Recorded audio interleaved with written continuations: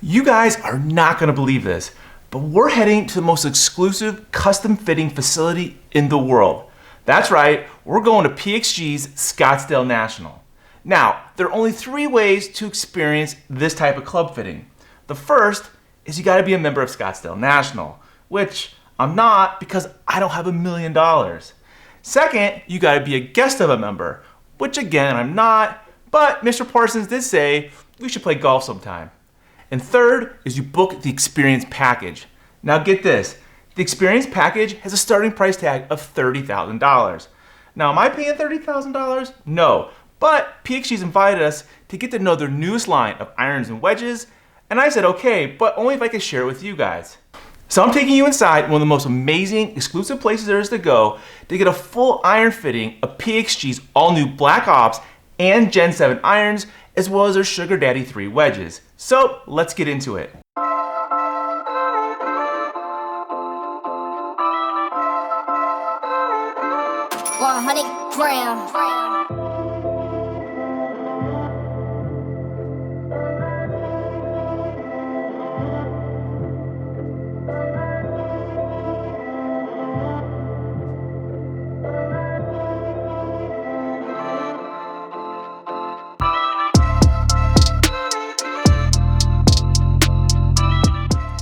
Once we got set up on the range, the first thing we got to do was hit a bunch of shots with my Gen 6 irons, just to get a baseline to see where I kind of stand right now with my clubs.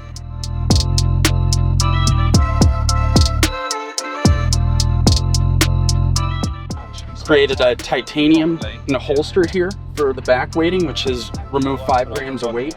We've been able to distribute to the perimeter of the club for increased MOI.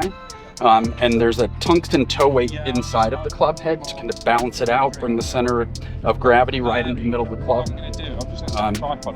Give that a try. So how is this different than the Gen 6? The polymer is a brand new polymer. Polymer? Yeah, these new Gen 7 irons have the maximum core, so the maximum amount of energy coming into that ball that the USGA will allow. Oh wow. So this is going to be super hot off the face, lots of energy.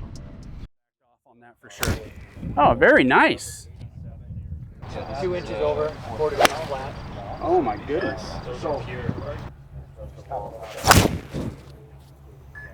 It's really good.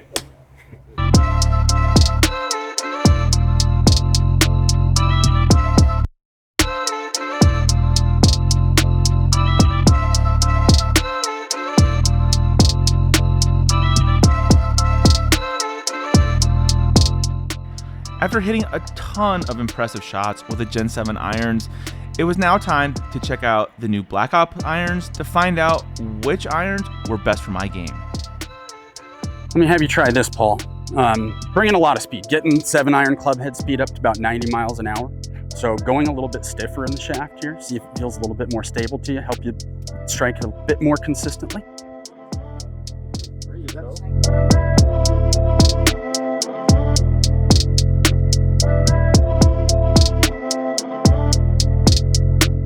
And it comes down to comfort on what you like to look at. I'm so used to the Gen 6 and the way this looks. I'm like, okay, cool. Then take that. Then I'm like, holy crap, this goes going straight like almost every single time. And I'm like, whoa, that isn't.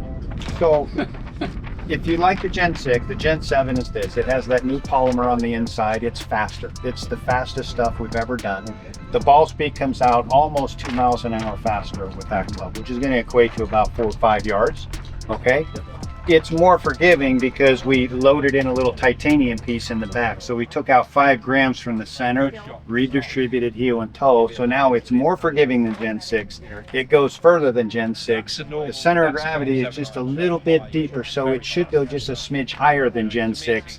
But based on what you just did, you hit them both good, but that one you knocked the crap out of it. So I would go there. I'm gonna go with this one then. Yeah. Okay. That would be special, because I like to call it the. That's where I'd be guided. But so what's the difference then between that and that? If someone head size. Okay, so look at the top rail. Okay, so you can see here on the Black Ops, much wider looking top rail. Oh, yeah. Again, this is why I was asking you, set them down. Which one do you prefer? Yeah. Some people like a bigger looking club. It makes them relax and feel more comfortable. So wider top rail. It's a little bit longer heel to toe. If we look at the sole, the Black Ops is a little wider than the Gen 7. When you get width in the sole, the center of gravity goes back. When the center of gravity goes back, typically you hit the ball a smidge higher, okay? Just based on what I saw you hit, this went a little further and it went Higher, really nice, way high, yeah. really, really good. On that I've never launched Really a ball like that with an iron. So, and it has to do with the polymer on the inside. So it's a different durometer. Yeah. It's a little bit softer shore A. And so what happens is the face moves just a little bit more on impact, which creates a little additional loft. So it sends it high. But because there's a dynamic of physics there, it takes a tiny bit of spin off. So it launches high, a tiny bit less spin, and it goes further. So relative to Gen 6, Crazy. yeah, it's about 5 to 6 yards further overall than Gen 6. It's really, really nice. And more forgiving to boot. So that would be the way I'd boot. All right, Yeah. I trust you. Yeah. Now, it's like this. If you, I've never seen a ball go that high like, for a 7-iron like ever in my life, and even go farther. Like that never happens. if you were a brand new golfer, okay, Yeah. and or even someone who plays, let's say, twice a year, I probably would push you more in this direction for the Black Ops, just because, again, it's bigger. You have a bigger hitting area right there. It's a little bit, tiny bit, maybe more forgiving, because just it's bigger. because, Yeah, well, it's just bigger. because of the CG depth.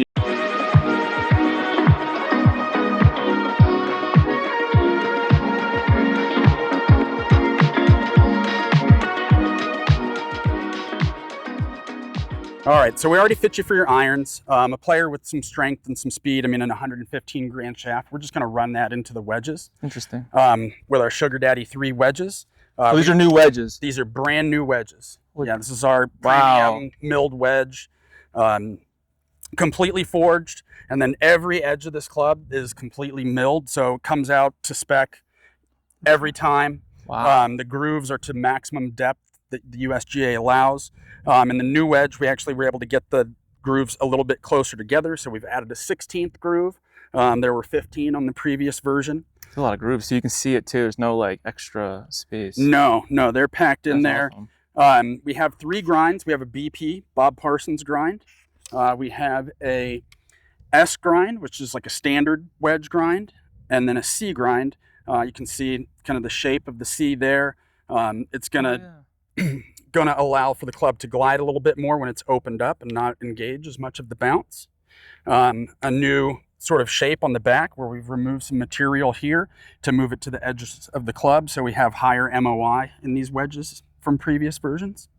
So what's the BP? What's the Bob Parsons grind? The Bob Parsons grind is more of a full grind, so it's gonna alleviate like digging more so than the opposite would be the C grind, where it's the narrowest sole, and that will have the most tendency to, you could catch it, hit it heavy potentially, but also again, as you open it up, it's gonna have a little bit less material there, so we're able to hit maybe better flop shots off a tighter turf. Oh, cool.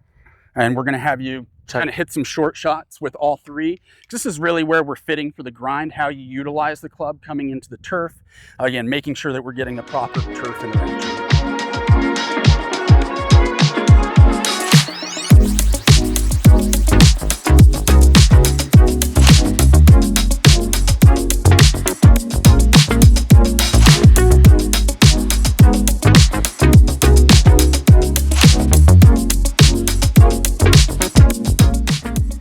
Nice. Really good. Dang, dude, that spin on that ball. Holy crap. That's awesome.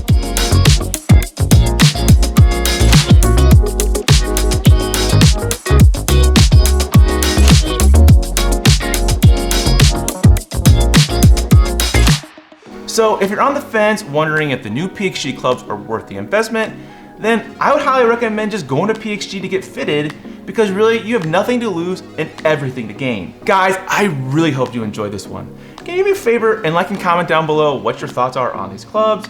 And be sure to subscribe to the channel, because I'm always giving away the golf gear I review here on the show to you. But if you want to see what we thought of the PXG Black Ops driver, then check out this video right here, and I'll be sure to see you on the course.